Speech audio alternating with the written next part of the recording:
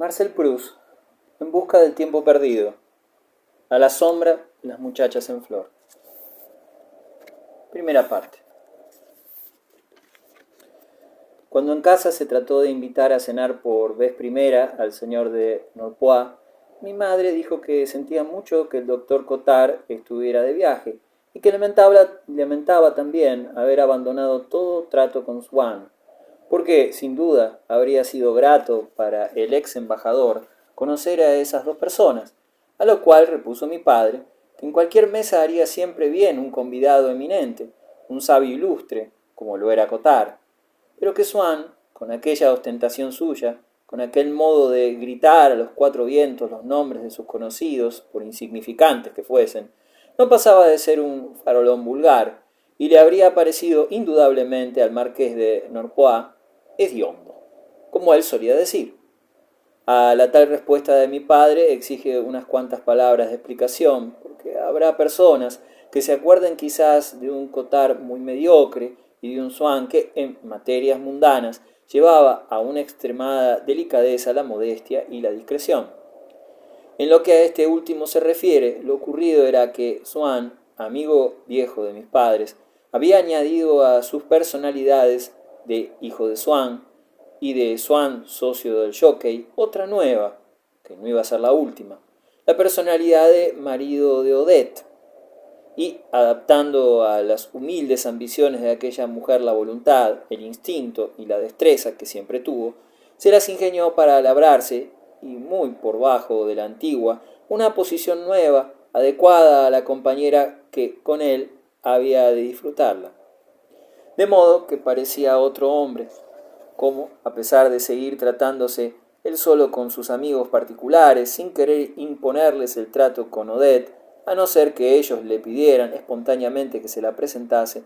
había comenzado una segunda vida en común con su mujer, entre seres nuevos. Habría sido explicable que, para medir el rango social de estas personas y por consiguiente el halago de amor propio que sentían recibirlas en su casa, se hubiera servido, como término de comparación, ya no de aquellas brillantísimas personas que formaban la sociedad suya antes de casarse, sino de las amistades anteriores de Odette. Pero no, hasta para aquellos que sabían que le gustaba trabar amistad con empleados nada elegantes y con señoras nada reputadas, ornato de los bailes oficiales en los ministerios, era chocante oírle a él, que antes sabía disimular con tanta gracia una invitación de Twickenham o del Buckingham Palace, cómo pregonaba que la esposa de un director general había devuelto su visita a la señora de Swann.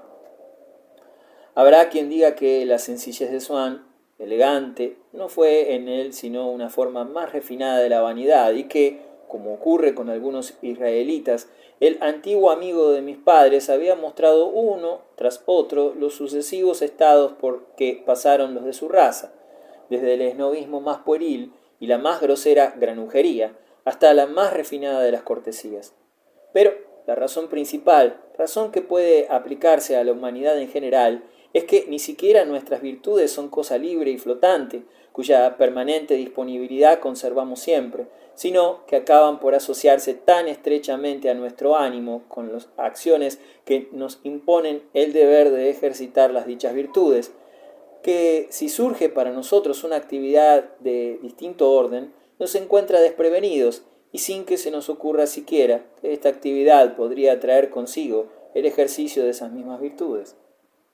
El Swann ese tan solícito con sus nuevos conocimientos y que con tanto orgullo lo citaba, era como esos grandes artistas, modestos o generosos, que al fin de su vida se meten en labores de cocina o de jardinería y muestran una ingenua satisfacción por las alabanzas tributadas a sus guisos y a sus macizos, sin aguantar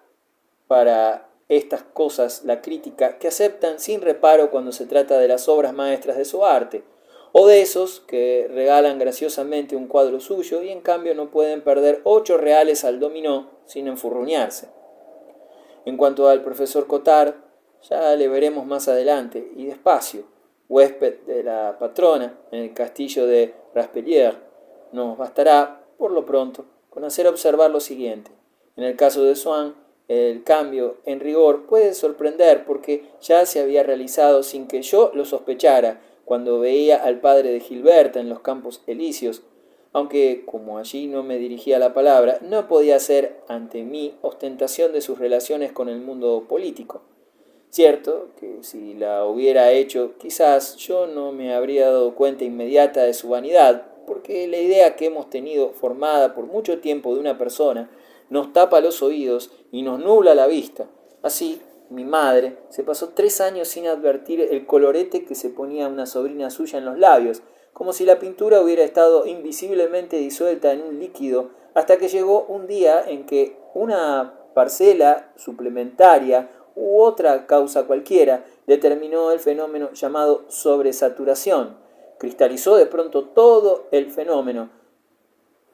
hasta entonces inadvertido, y mi madre, ante semejante orgía de colores, declaró lo mismo que se haría en Combray, que aquello era una vergüenza, y casi dejó de tratarse con su sobrina.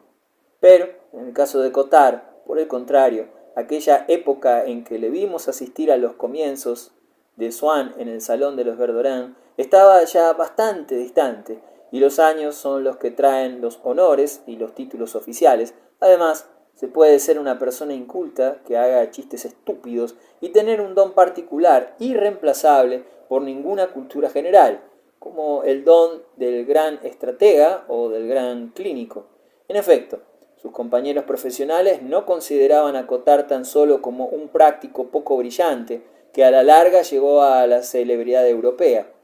Los más inteligentes de entre los médicos jóvenes afirmaron, por lo menos durante unos años, porque las modas cambian, cosa muy lógica, ya que ellas nacieron de la apetencia de cambiar,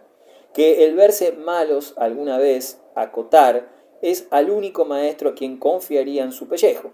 aunque claro es que preferían el trato de otras eminencias más cultas y más artistas, con las que se podía hablar de Nietzsche y de Wagner.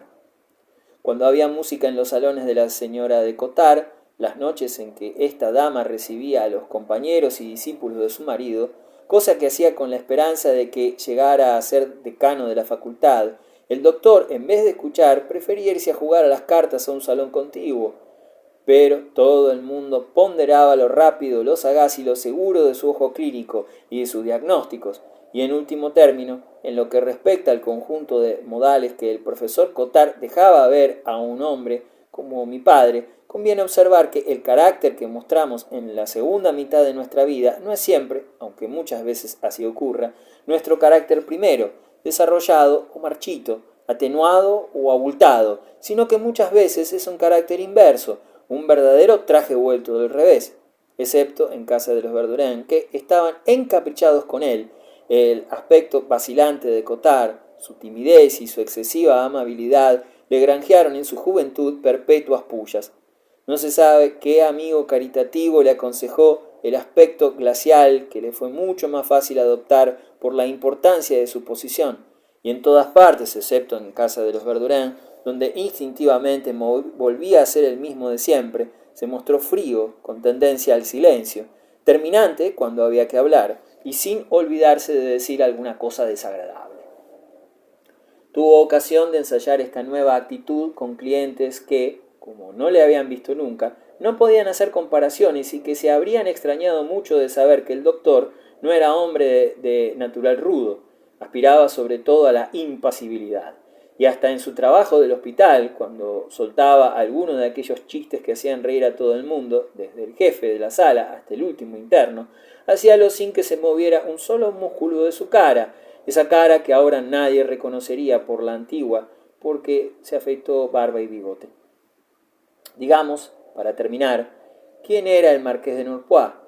Había sido ministro plenipotenciario antes de la guerra y embajador cuando el 16 de mayo, y a pesar de eso, y con gran asombro de muchos, le encargaron de representar a Francia en misiones extraordinarias, y hasta como inspector de la deuda en Egipto, donde, gracias a sus conocimientos financieros, prestó grandes servicios, algunos ministerios radicales a quienes se habría negado a servir un sencillo burgués reaccionario, y para los cuales debiera haber sido un poco sospechoso el marqués de Norpois, por su pasado, sus aficiones y su modo de pensar. Pero Esos ministros avanzados parecían darse cuenta de que, con tal designación, mostraban cuán grande era su amplitud de ideas, siempre que estaban en juego los intereses supremos de Francia, y así se distinguían del hombre político vulgar y merecían que hasta el Journal de Debat los calificara de hombres de Estado.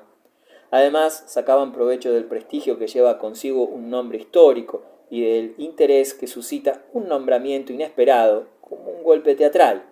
Y con eso sabían que todas esas ventajas que les reportaba el designar al señor de Norpois las recogerían sin temor alguno a una falta de lealtad política por parte del marqués, cuya elevada cuna, más que excitar recelos, garantizaba contra toda posible deslealtad. En eso no fue equivocado el gobierno de la República. En primer término, porque cierto linaje de aristocracia, hecha desde la infancia a considerar su nombre como una superioridad de orden interno que nadie les puede quitar, y cuyo valor distinguen con bastante exactitud sus iguales y sus superiores en nobleza, sabe que puede muy bien dispensarse, porque en nada los realzaría, esos esfuerzos que, sin apreciable resultado ulterior, hacen tantos burgueses para profesar exclusivamente opiniones de buen tono y no tratarse más que con gente de ideas como es debido.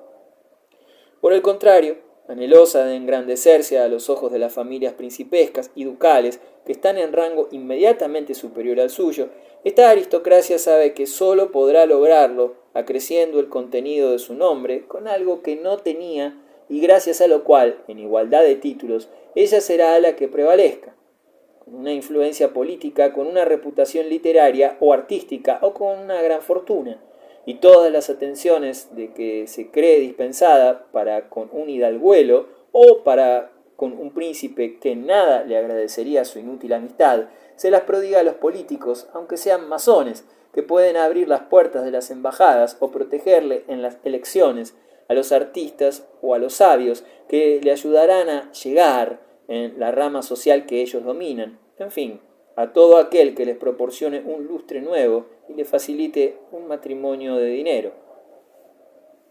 Pero, en lo que al señor de Norpois se refiere, lo que había ante todo es que su larga práctica de diplomacia se había imbuido de ese espíritu negativo, rutinario, conservador, llamado espíritu de gobierno, y que en efecto es común a todos los gobiernos, y en particular, y bajo cualquier régimen, espíritu propio de las cancillerías. De la carrera sacó aversión, miedo y desprecio por esos procedimientos, más o menos revolucionarios, incorrectos, por lo menos, llamados procedimientos de oposición,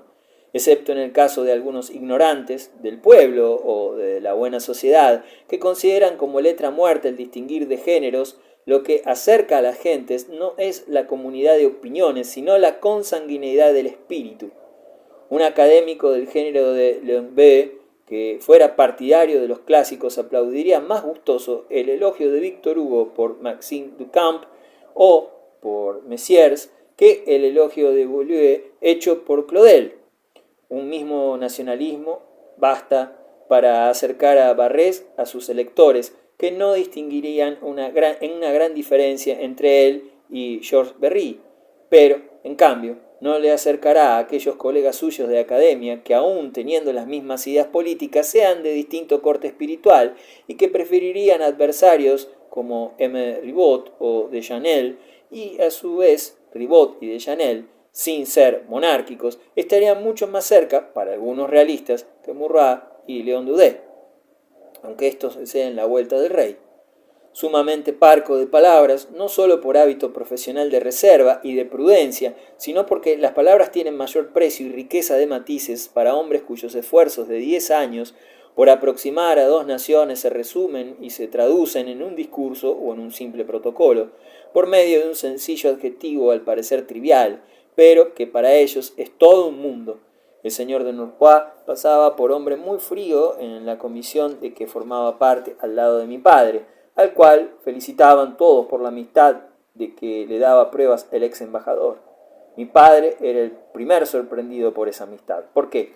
Por regla general, era poco amable y no solía ser muy solicitado fuera del círculo de sus íntimos, cosa que confesaba con toda sencillez. Dábase cuenta mi padre de que las demostraciones amistosas del diplomático eran efecto de ese punto de vista absolutamente individual, en que se coloca todo hombre para decidir respecto a sus simpatías. Y colocados en ese punto de vista, todas las cualidades intelectuales o toda la sensibilidad de una persona que nos cansa o nos molesta, no serán tan buena recomendación como la jovialidad y la campechanía de otra persona que a los ojos de mucha gente pasaría por frívola, vacua e inútil. Otra vez me ha invitado a cenar de Nurpois. Es extraordinario. En la comisión están todos estupefactos, porque allí él no tiene amistad particular con nadie. Tengo la certeza de que me va a contar más cosas palpitantes de la guerra del 70. Mi padre estaba enterado de que el señor de Nurpois fue casi el único que llamó la atención de Napoleón respecto al creciente poderío y las belicosas intenciones de Prusia, y de que Bismarck le estimaba particularmente por su inteligencia. Y aún muy recientemente, los periódicos habían hecho notar que en la ópera, durante la función de gala en honor del rey Teodosio, el monarca favoreció al señor de Nurpois con una prolongada conversación. Voy a ver si averiguo si esa visita del rey ha tenido realmente importancia, nos dijo mi padre, que se interesaba mucho por la política extranjera. Ya sé que el bueno de Nurpois es muy cerrado, pero conmigo se franquea muy amablemente.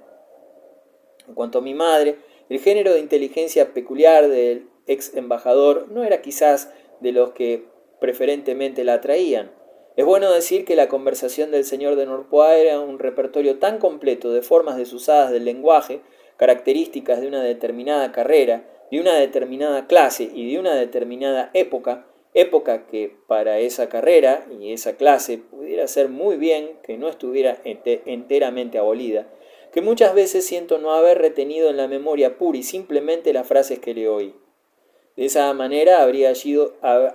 yo logrado un efecto de pasado de moda, del mismo modo y tan barato como ese actor del Palais Royal, que cuando le preguntaban dónde iba a buscar aquellos sombreros sorprendentes, respondía: yo no voy a buscar mis sombreros a ninguna parte, lo que hago es no tirar ninguno. En una palabra, creo yo que mi madre juzgaba al señor de Nurpois un tanto anticuado, cosa que distaba mucho de desagradarla en lo referente a modales, pero que ya le gustaba menos en el dominio, si no de las ideas, porque el señor de Nurpois era de ideas muy modernas, en el de las expresiones, solo que se daba perfecta cuenta de que era un delicado halago a su marido el hablarle con admiración del diplomático que le mostraba una predilección tan poco frecuente. Y cuando fortificaba en el ánimo de mi padre la buena opinión que tenía del señor de Nurpois, y por ende le llevaba a formar buena opinión de sí propio, hacíalo con conciencia de cumplir aquel de sus deberes consistente en hacer la vida grata a su esposo, lo mismo que cuando velaba porque la cocina fuera delicada y para que los servicios se hiciera sin ruido. Y como era incapaz de decir mentiras a mi padre, resultaba que ella misma se impulsaba a admirar al embajador con objeto de poder alabarle con entera sinceridad. Y desde luego estimaba muchas cualidades suyas, su aspecto bondadoso, su cortesía, un poco a la antigua, y tan ceremoniosa que, si yendo él a pie, bien enderezado el cuerpo, de buena talla, veía a mi madre pasar en coche antes de darla un sombrerazo, tiraba bien lejos un cigarro puro que acababa de encender.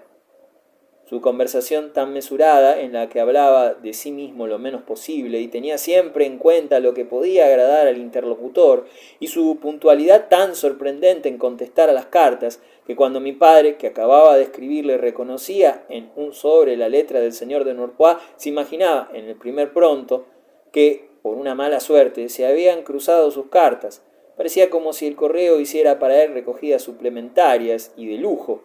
Maravillábase mi madre de que fuera tan puntual, aunque estaba tan ocupado, y tan amable, aunque tan solicitado. No se le ocurría que los aunque son siempre ¿por qué? Desconocidos, y que, así como los viejos asombran por lo viejos, los reyes por los sencillos y los provincianos por lo bien enterados, unos mismos hábitos eran los que permitían al señor de Nurpois satisfacer tantas ocupaciones, ser tan ordenado en sus respuestas, agradar en sociedad y estar amable con nosotros. Además, el error de mi madre, como el de todas las personas de excesiva modestia, arrancaba del hecho de que ella colocaba por debajo y, por consiguiente, aparte de las demás, todas las cosas que la concernían. Y esa pronta respuesta, que para ella revestía de mérito al amigo de mi padre, porque nos había contestado tan pronto, él, que tantas cartas tenía que escribir al cabo del día, la ponía a mi madre aparte de ese gran número de cartas diarias, cuando en realidad no era más que una de ellas. Asimismo, no se convencía ella de que cenar en nuestra casa era para el señor de Norpois uno de los innumerables actos de su vida social. No se le ocurría que el embajador tuvo costumbre en otros tiempos de considerar las invitaciones a cenar fuera como parte inherente a sus funciones y de desplegar en esas comidas una gracia tan inveterada que sería exigencia excesiva la de pedirle que la olvidara como cosa extraordinaria cuando venía a cenar a casa. La vez primera que estuvo invitado a cenar en casa el señor de Norpois, un año cuando yo iba todavía a jugar a los Campos Elíseos, se me ha quedado grabada en la memoria porque aquel mismo día fui por fin a oír a la Berma, en función de tarde, y además porque hablando con el señor de Norpois me di cuenta de pronto y de un modo nuevo de cuán distintos eran los sentimientos que en mí suscitaban Gilberta Swann y sus padres de los que esa misma familia Swann inspiraba a otra persona cualquiera. Mi madre, indudablemente al darse cuenta del abatimiento en que me sumía la proximidad de las vacaciones de Año Nuevo, durante las cuales no podría ver a Gilberta, según me lo anunció ella misma, me dijo un día para distraerme: si sigues con las mismas ganas de ir a la Berma, me parece que papá te dará permiso para que vayas. Puedes llevarte tu abuela.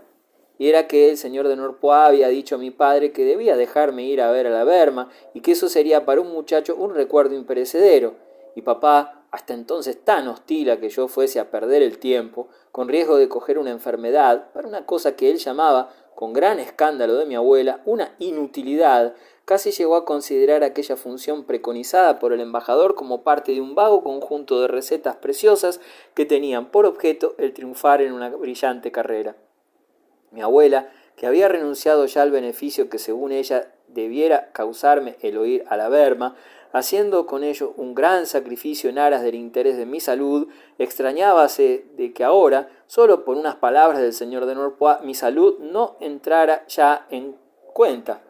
como ponía todas sus esperanzas de racionalista en el régimen de aire libre y de acostarse temprano que me habían prescripto, deploró, como si fuera un desastre, la infracción que ese método iba a sufrir, y decía a mi padre, con tono condolido, que era muy ligero, a lo cual respondía el furioso: ¿cómo? ¿De modo que ahora usted es la que no quiere que vaya? Eso ya es demasiado. Usted misma, que nos estaba diciendo a todas horas que le sería muy provechoso ir. Pero el señor de Norpois desvió las intenciones de mi padre en un punto de mayor importancia para mí. Papá siempre quiso que yo fuera diplomático, y yo no podía hacerme la idea de que, aun cuando estuviese algún tiempo agregado al ministerio, siempre corría el riesgo de que un día me mandaran de embajador a una capital en donde no viviera Gilberta. Más me hubiera gustado volver a mis proyectos literarios, aquellos que antaño formaba y abandonaba durante mis paseos por el lado de Guermantes.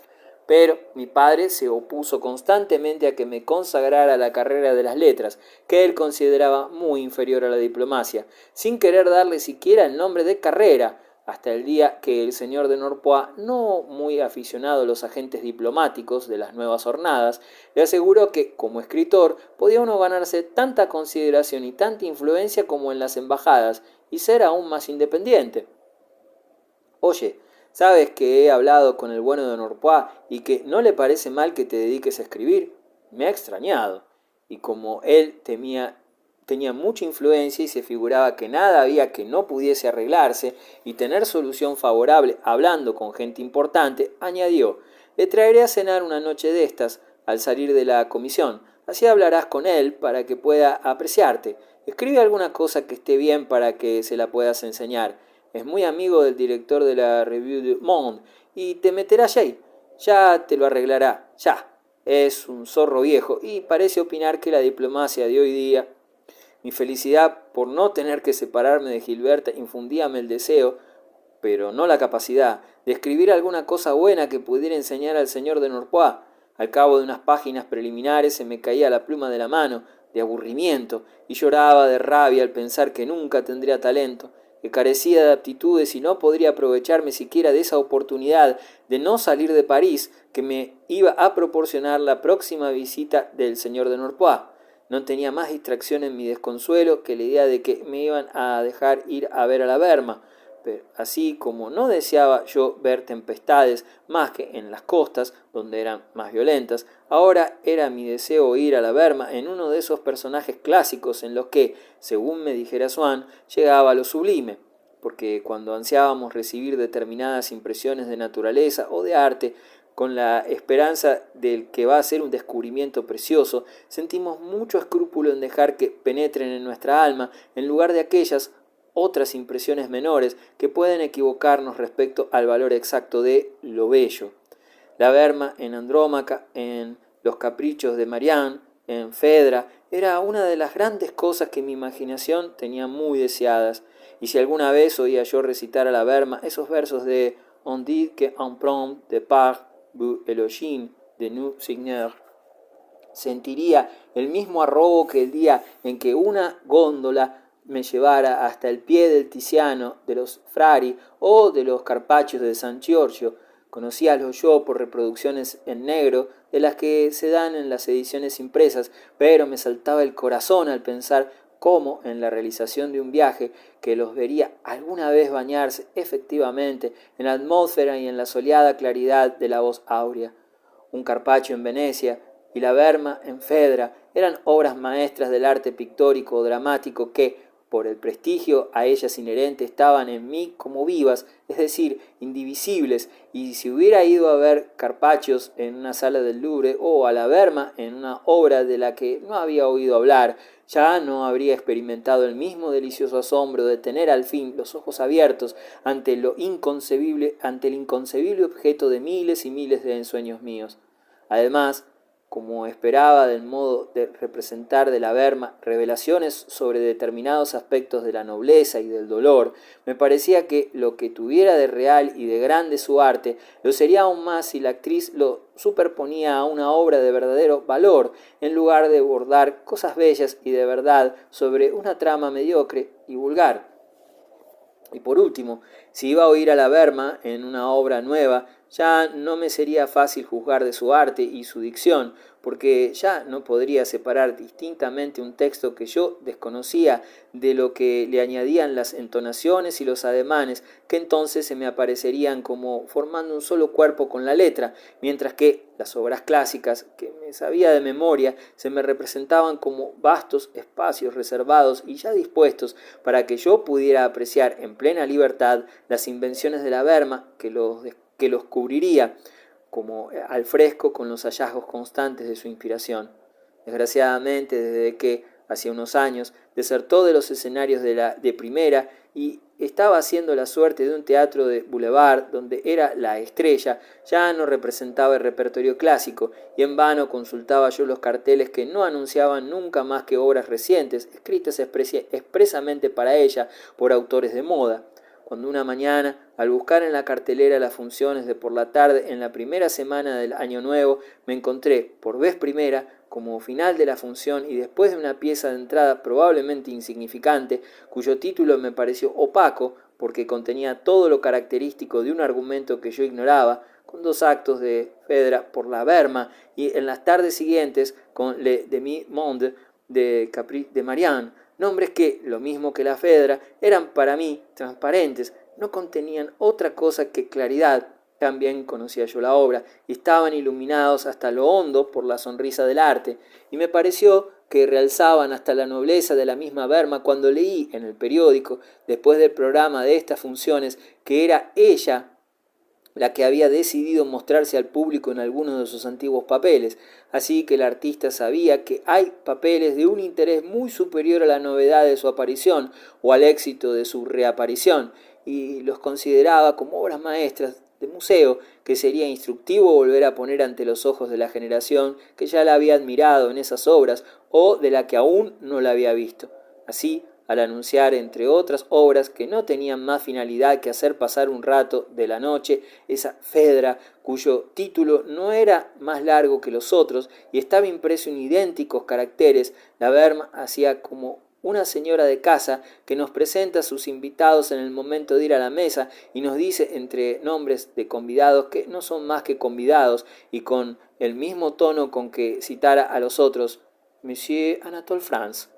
Mi médico, ese que me tenía prohibidos los viajes, disuadió a mis padres de su intención de dejarme ir al teatro. Volvería a casa malo, quizás para mucho tiempo, y sacaría al final de cuentas más pena que alegría de aquella tarde. Temor era este lo bastante fuerte quizás para preocuparme si lo que yo esperaba de aquella función hubiera sido únicamente un placer que, después de todo, un dolor ulterior podía anular por compensación. Pero lo que yo pedía a esa tarde de teatro, como lo que pedía al viaje a Balbec y a Venecia, que tanto deseaba, era cosa distinta de un placer. Eran verdades pertenecientes a un mundo más real que aquel en que yo vivía, y que una vez adquiridas ya no podrían serme arrebatadas por incidentes menudos de mi ociosa existencia, aunque fueran muy dolorosos para el cuerpo. El placer que yo habría de sentir durante la representación aparecíaseme a lo sumo como la forma necesaria, acaso, de la percepción de esas verdades, y eso ya bastaba para que yo desease que las enfermedades anunciadas no empezaran hasta terminada la representación,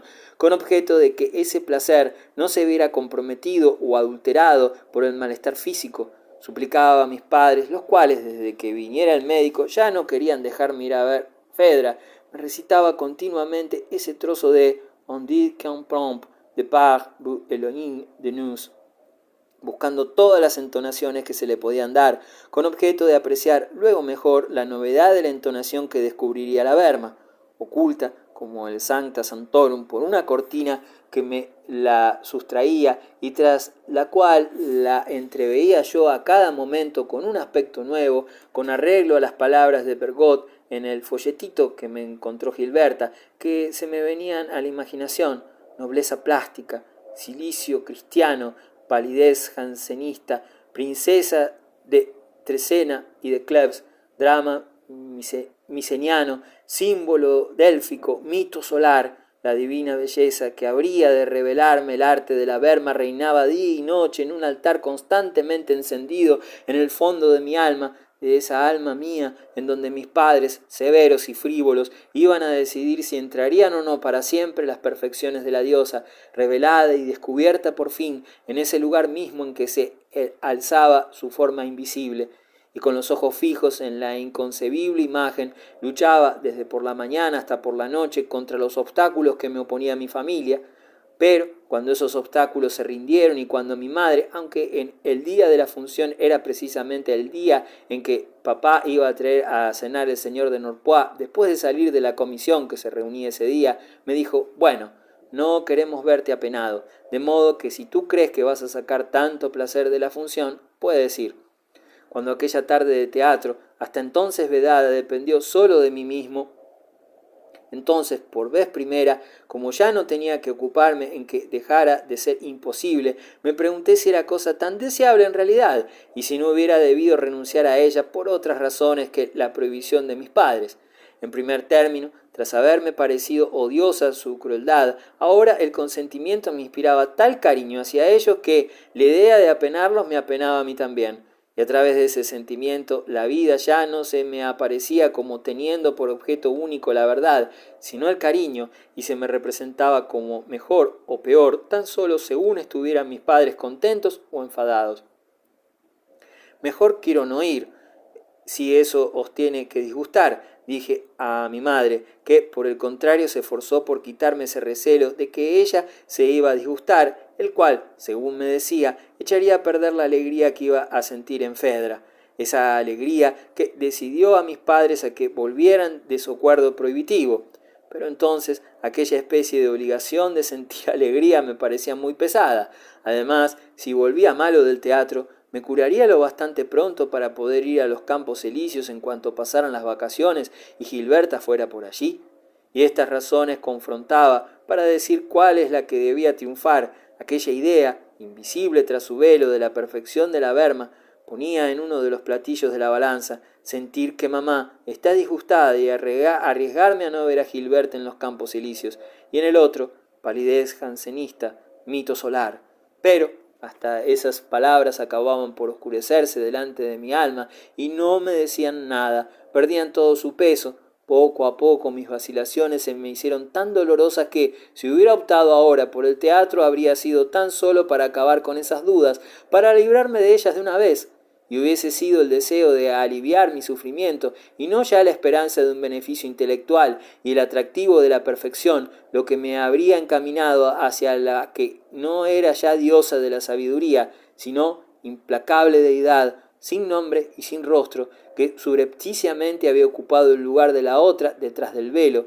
Pero repentinamente cambió todo, y mi deseo de ver a la Verma recibió un nuevo espolazo, con el que ya pude esperar, impaciente y alegre, aquella función de tarde, y ocurrió cuando fui a hacer delante de la columna anunciadora de los teatros mi estación diaria, desde hacía poco dolorosa, de estilita, y vi aún húmedo el cartel detallado de Fedra que acababan de pegar, y en el que, a decir verdad, el resto del reparto no me aportaba ningún nuevo aliciente con fuerza para decidirme, pero el cartel, que llevaba la fecha no del día en que yo le estaba leyendo, sino de aquel en que tendría lugar la representación, y hasta la hora de alzarse el telón, daba uno de los extremos entre los cuales oscilaba mi indecisión, una forma más concreta, casi inminente, ya en vías de realización, tanto que me puse a saltar delante de la cartelera al pensar que ese día determinado, exactamente a esa hora indicada, estaría yo sentado en mi sitio, dispuesto a oír a la Verma,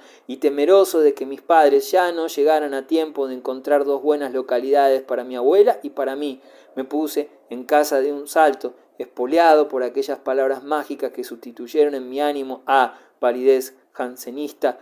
y mito solar. En butacas las señoras deberán permanecer sin sombrero, y las puertas de la sala se cerrarán a las 12 en punto. Pero ¡ay! Aquella primera función fue un gran desengaño. Mi padre se brindó a acompañarnos a la abuela y a mí hasta el teatro, de paso que él iba a la sesión de la comisión. Antes de salir de casa, dijo a mamá: a ver si tenemos una buena cena. No se te habrá olvidado que voy a traer a Norpois. A mi madre no se le había olvidado, y ya desde el día antes Francisca, contentísima en poder entregarse a ese arte de la cocina para el que tenía indudablemente nativa aptitud, y estimulada además por el anuncio de un invitado nuevo, sabía que tendría que confeccionar,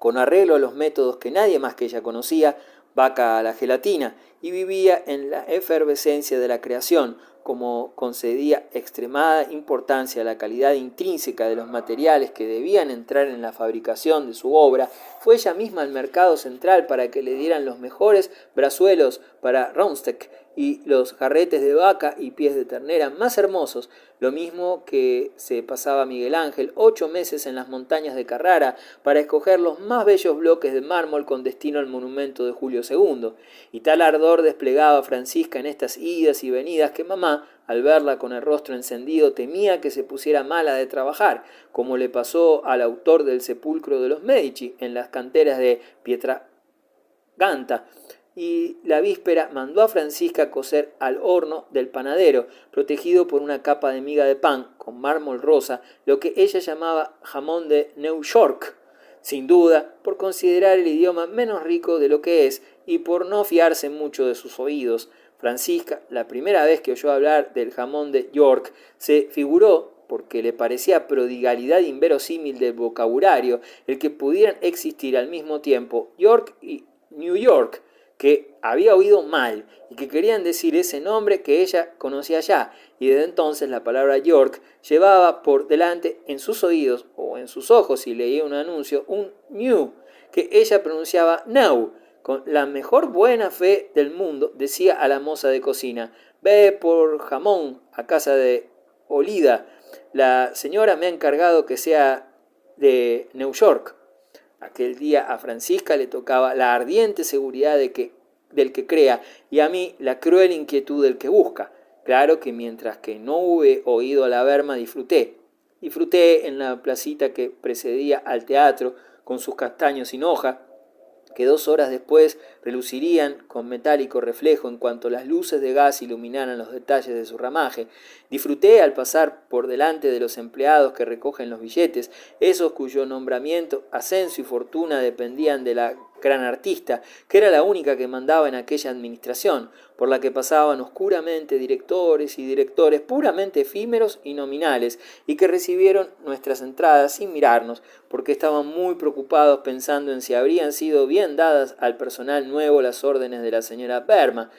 en si la Clack había comprendido bien que nunca tenía que aplaudirla a ella, en que las ventanas debían estar abiertas mientras ella no estuviera en escena y luego cerradas todas, en si pondrían bien el cacharro de agua caliente disimulado junto a ella para que no se alzara polvo de las tablas, porque en efecto un momento más tarde pararía delante del teatro su coche de 2 caballos con largas crines y de él iba a bajar la artista, envuelta en pieles, contestando a los saludos con huraño gesto, y mandaría a una de sus doncellas que fuera a enterarse de cuál era el proscenio reservado para sus amigos, de la temperatura de la sala y del porte de los acomodadoras, pues público y teatro no eran para ella más que como un segundo traje más externo, en que iba a meterse y un medio mejor o peor conductor que su talento tenía que atravesar.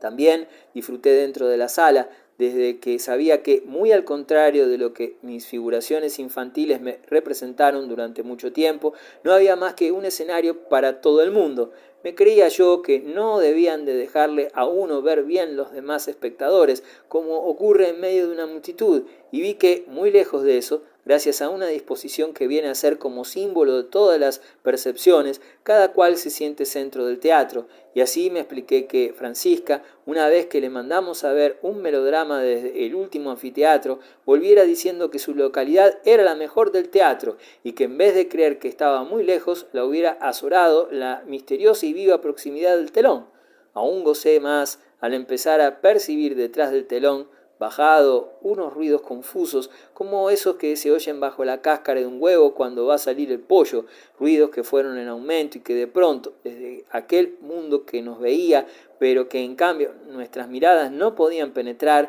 se dirigieron indudablemente a nosotros en la imperiosa forma de 3 golpes, tan conmovedores como si llegaran del planeta Marte. Y aún siguió mi gozo cuando, alzado el telón, una mesita de escribir y una chimenea ordinarias que habían en el escenario me indicaron que los personajes que iban a entrar no serían actores que venían aquí a recitar, como yo ya había visto en una reunión una noche, sino hombres que estaban viviendo en su casa un día de su vida, en la cual penetraría yo por efracción, sin que ellos pudieran verme. Una corta preocupación vino a interrumpir mi goce, y fue que cuando yo tenía ya el oído alerta porque la obra iba a empezar, entraron en el escenario 2 hombres que debían de estar muy encolerizados porque hablaban muy fuerte, y en una sala en donde había más de 1000 personas, se oían todas sus palabras, mientras que en el pequeño local de un café tenemos que preguntar a un mozo qué es lo que dicen esos 2 individuos que se van a agarrar, pero instantáneamente, extrañado al ver que el público los oía sin protesta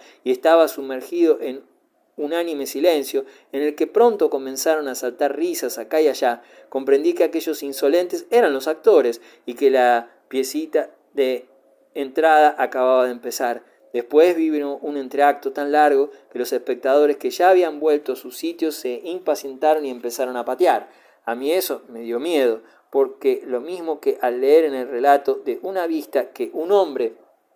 de nobles sentimientos iba a declarar con desprecio de sus intereses en favor de un inocente, temía yo siempre que no fueran con él los deferentes que debían, que no se lo agradecerían bastante, que no se lo recompensara con la debida largueza, y que entonces él, asqueado, se pusiera de parte de la injusticia. Así ahora, asimilando en esto el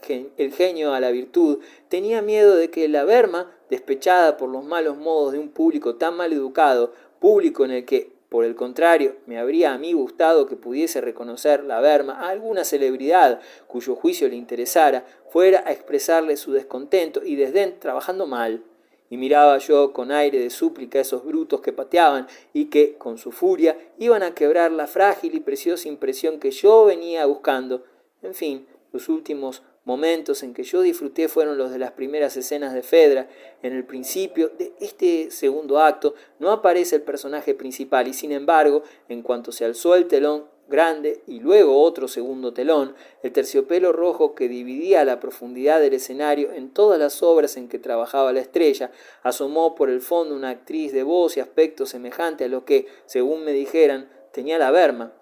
Debían de haber cambiado el reparto, y todo aquel cuidado que yo puse en estudiar el papel de la mujer de Teseo iba a ser inútil.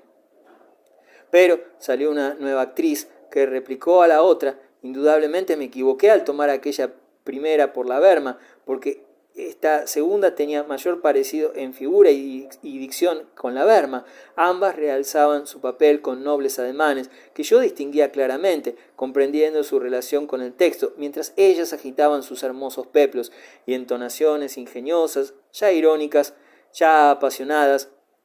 que me revelaban la significación de un verso que yo leyera en casa sin conceder atención bastante a lo que quería decir. Pero de pronto, por la abertura de aquella roja cortina del santuario, apareció, lo mismo que en un marco, una mujer, e inmediatamente, por el miedo que yo sentí, mucho más ansioso que pudiera serlo el de la Berma, a que la molestaran abriendo una ventana, a que al arrugar un programa alterasen el sonido de su voz, a que la enfadaran aplaudiendo a sus compañeras y no aplaudiéndole a ella lo debido, por mi manera, mucho más absoluta aún que la de la Berma, de no considerar desde aquel momento sala, público, actores y obra, y hasta mi propio cuerpo, más que como un medio acústico, importante tan solo en la medida en que era favorable a sus inflexiones de voz. Por todo eso comprendí que las dos actrices que antes admiraba no se parecían en nada a aquella que yo vine a oír. Pero, al mismo tiempo, mi gozo cesó por entero. Inútilmente abusaba yo ojos, oído y alma para no perder ni una migaja de las razones de admirarla que iba a darme la Berma. No llegué a recoger una sola de estas razones. Ni siquiera lograba, como me ocurría con las otras actrices, distinguir en su dicción y en su modo de representar entonaciones inteligentes y ademanes bellos. Le estaba oyendo como si leyera Fedra, o como si Fedra en persona estuviera diciendo en ese momento las cosas que yo escuchaba, sin que el talento de la Berma pareciera añadirles cosa alguna. Habría yo deseado parar, inmovilizar por largo rato ante mí cada entonación del artista, cada uno de sus gestos, con objeto de poder profundizar en ellos y ver si podía descubrir lo que tuviese de hermoso. Por lo menos procuraba, a fuerza de agilidad mental y teniendo mi atención bien despierta y a punto, antes de cada verso, no distraer en preparativos ni un segundo de tiempo que durara cada palabra y cada verso, y llegar, gracias a la intensidad de mi atención, a adentrarme tan profundamente en unas y otros como si hubiese tenido largas horas a mi disposición. Pero qué poco duraban. Apenas había llegado un sonido a mis oídos cuando ya venía otro a reemplazarlo. En una escena en que la Berma permanece inmóvil un instante, con el brazo alzado a la altura del rostro, bañado por un artificio luminoso, una luz verdosa, delante de una decoración que representa el mar, toda la sala estalló en aplausos, pero la actriz ya había cambiado de sitio y el cuadro que yo habría querido estudiar ya no existía. Dije a mi abuela que no veía bien y me dejó sus gemelos, solo que cuando se cree en la realidad de las cosas, emplear un medio artificial para verlas no equivale enteramente a sentirse más cerca de ellas. A mí se me figuraba que ya no estaba viendo a la Berma, sino a su imagen en un cristal de aumento. Dejé los lentes, pero acaso la imagen que mis ojos recibían, disminuida por la distancia, no era más exacta que la otra. ¿Cuál de las dos Berma era la de verdad? Tenía yo puestas muchas esperanzas en la declaración a Hipólito, trozo que, a juzgar por la significación ingeniosa que los demás cómicos me descubrían a cada momento en partes de la obra menos hermosas, tendría de seguro entonaciones más sorprendentes que las que yo me imaginaba cuando la leía en casa, pero ni siquiera llegó a los acentos que habría descubierto en None o Aricia, sino que pasó con la lisura de una melopea uniforme por todo el párrafo en el que se confundieron en una sola masa oposiciones clarísimas, cuyo efecto no habría desdeñado no ya una actriz trágica de mediano talento, sino ni siquiera un estudiante de instituto. Además, Lo dijo tan deprisa, que sólo al llegar al último verso comenzó mi mente a darse cuenta de la monotonía voluntaria que quiso imponer a los primeros. Por fin estalló mi primer sentimiento de admiración, provocado por los frenéticos aplausos de los espectadores. Uní a ellos los míos, haciendo por prolongarlos mucho, con objeto de que la Berma, reconocida, se superase a sí misma, y así poder estar yo seguro de haberla visto en uno de sus mejores días. Y es curioso que, según luego supe, ese momento que desencadenó el entusiasmo del público era en realidad uno de los grandes aciertos de la Berma. Parece que ciertas realidades trascendentales emiten en torno suyo rayos a los que es sensible la masa. Así, por ejemplo, cuando ocurre un acontecimiento, cuando hay en la frontera un ejército en peligro o derrotado o triunfante, las noticias vagas se reciben y de las que no se sabe sacar gran cosa un hombre culto, excitan en la multitud una emoción que le sorprende y en la que reconoce una vez que los enterados le han puesto al corriente de la verdadera situación militar, la percepción por el pueblo de ese aura que rodea los grandes acontecimientos y que puede ser visible a centenares de kilómetros. Se entera uno de una victoria o ya fuera de tiempo, cuando se ha terminado la guerra, o enseguida, por la cara alegre del portero de casa, y se descubre un rasgo genial del arte de la Berma 8 días después de haberla oído, por lo que dice la crítica, o inmediatamente, por las aclamaciones del anfiteatro. Pero, como ese conocimiento inmediato de la multitud está mezclado con otros 100, todos erróneos, los aplausos caían por lo general en falso, aparte de que se promovían mecánicamente por el impulso de los aplausos anteriores, como ocurre en una tempestad cuando está el mar ya tan agitado que sigue engrosando aunque el viento no aumente.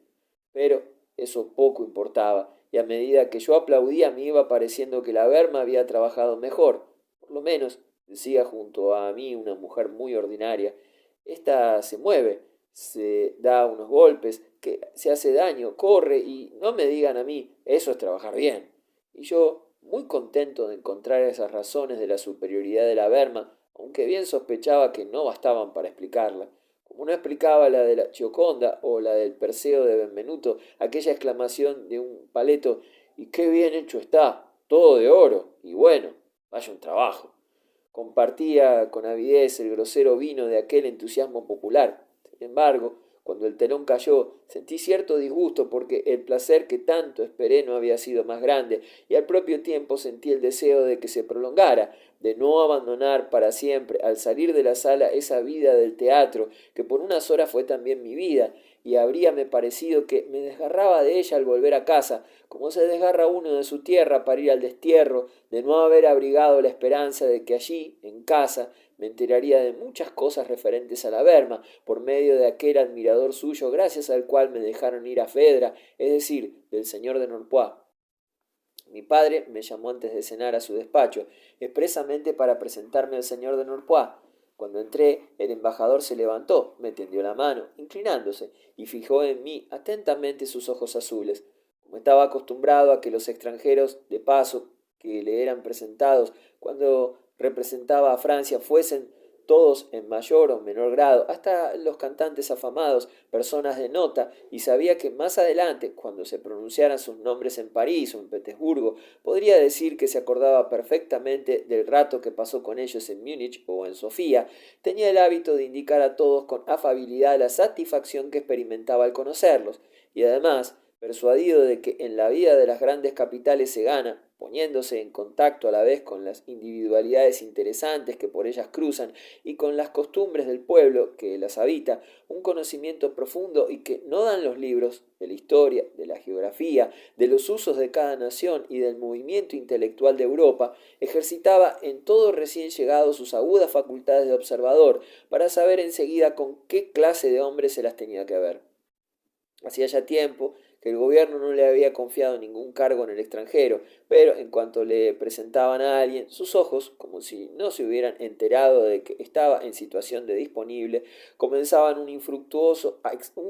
examen, mientras que, con toda su actitud, quería dar a entender al señor de Norpois que el nombre no le era del todo desconocido. Así, que al mismo tiempo que me hablaba bondadosamente y con el aire importante de un hombre consciente de su vasta experiencia, no dejaba de examinarme con sagaz curiosidad, y para provecho suyo, como si yo fuera una costumbre exótica, un monumento instructivo o un artista célebre, y de esta suerte daba pruebas hacia mi persona de la majestuosa amabilidad del sabio mentor y de la curiosidad estudiosa del joven Anacarsis.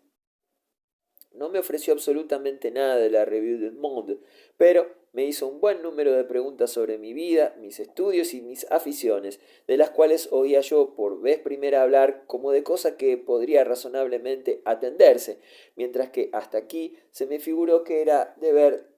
el contrariarlas, y ya que me llevaban camino de la literatura, no quiso él desviarme, al contrario,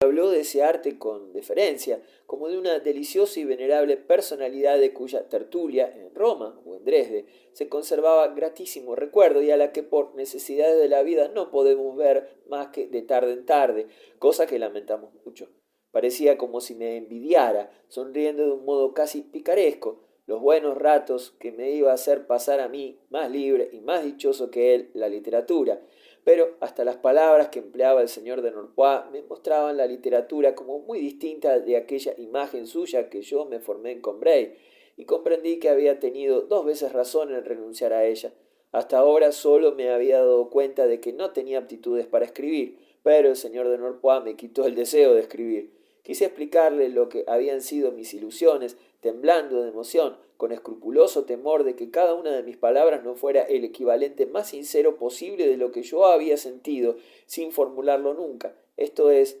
que mis palabras carecieran de toda claridad, quizás por hábito profesional, acaso por esa calma que adquiere todo hombre importante cuyo consejo se solicita y que, como sabe que tiene en sus manos el dominio de la conversación, deja al interlocutor que se agite, que se esfuerce y afane a su gusto, acaso para realzar lo característico de su cabeza, griega según él, a pesar de las grandes patillas. Ello es que el señor de Norpois guardaba, mientras le exponía alguna cosa, una inmovilidad fisonómica tan absoluta como si uno estuviera hablando delante de un busto antiguo y sordo en una gliptoteca. Y de pronto, cayendo como cae el martillo del tasador en las subastas, o cual oráculo délfico, la voz del embajador que respondía le impresionaba a uno tanto más cuanto que en su rostro no había signo alguno que dejara sospechar cuál era la impresión en él causada, ni cuál la opinión que iba a exponer.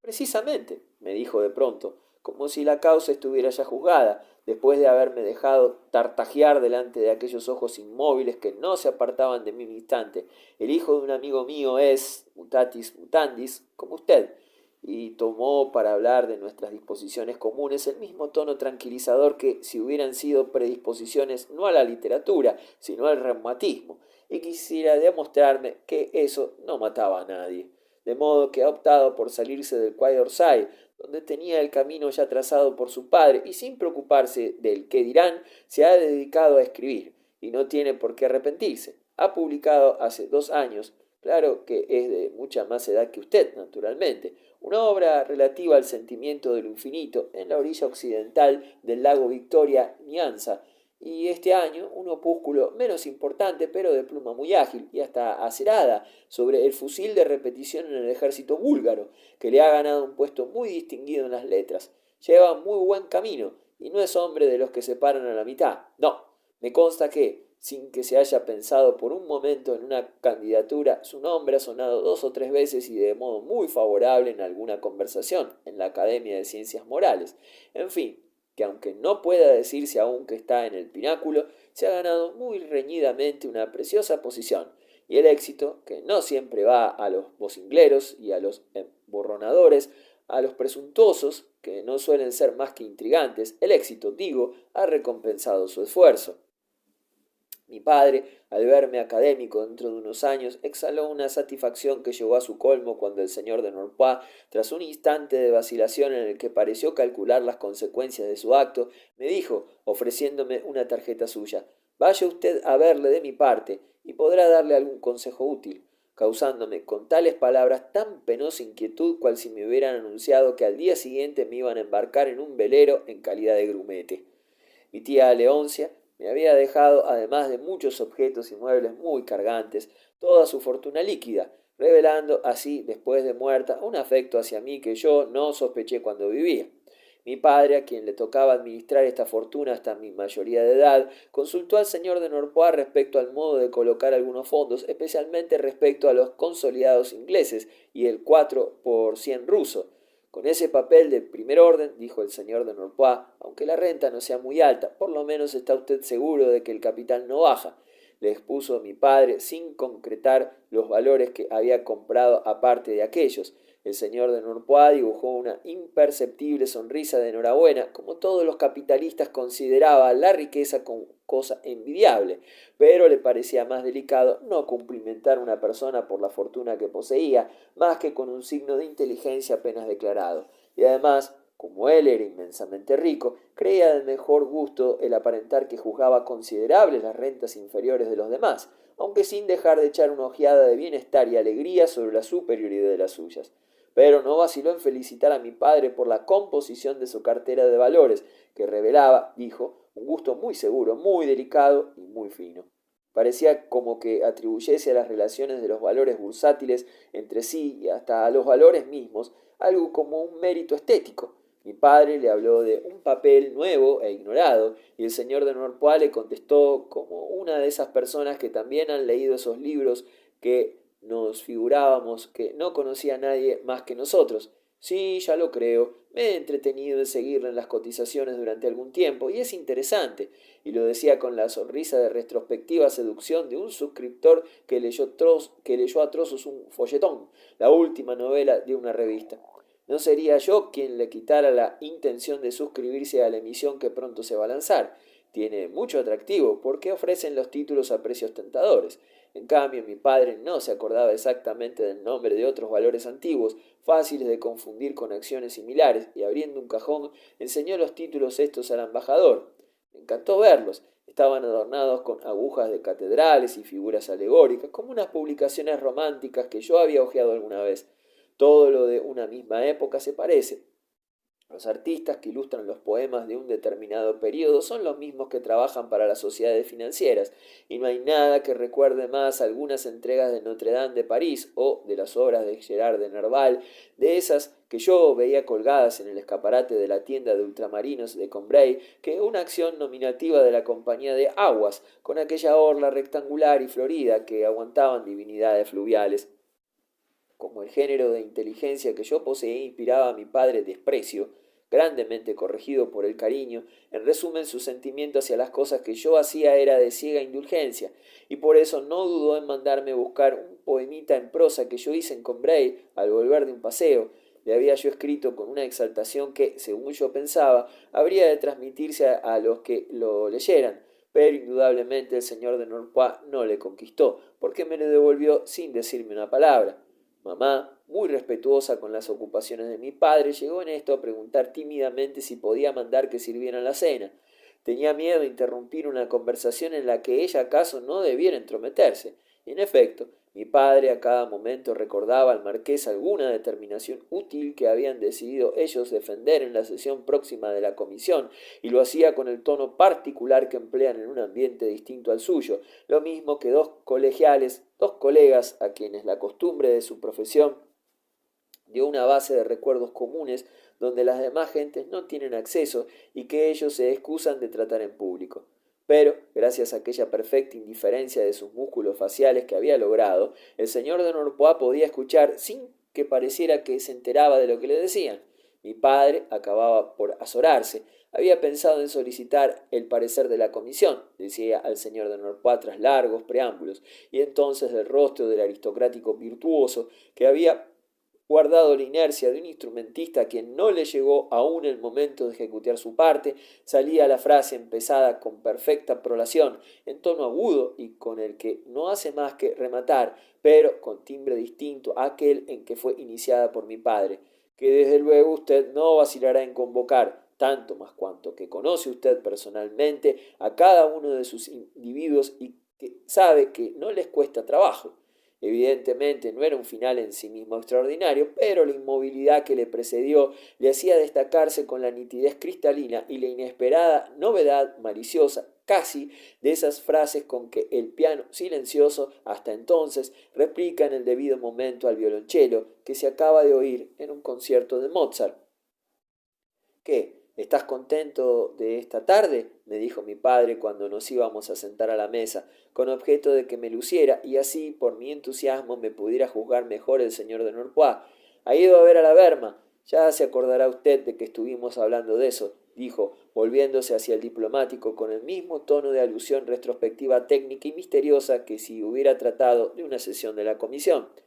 Le habrá a usted encantado, sobre todo si era la primera vez que la oía. Su señor padre se alarmaba un poco de la repercusión que esa pequeña escapatoria pudiera determinar en su salud de usted, porque tengo entendido que está usted algo delicado, un poco débil, pero yo le tranquilicé. Hoy los teatros no son lo que eran hace 20 años, por no ir más lejos. Tiene usted asientos bastante cómodos, una atmósfera ventilada, aunque claro, es que todavía nos falta mucho para ponernos a la altura de Alemania e Inglaterra, que en esto, como en otras muchas cosas, están mucho más adelantados que nosotros. No he visto a la Berma en Fedra, pero me han dicho que está admirable. A usted le habrá gustado muchísimo.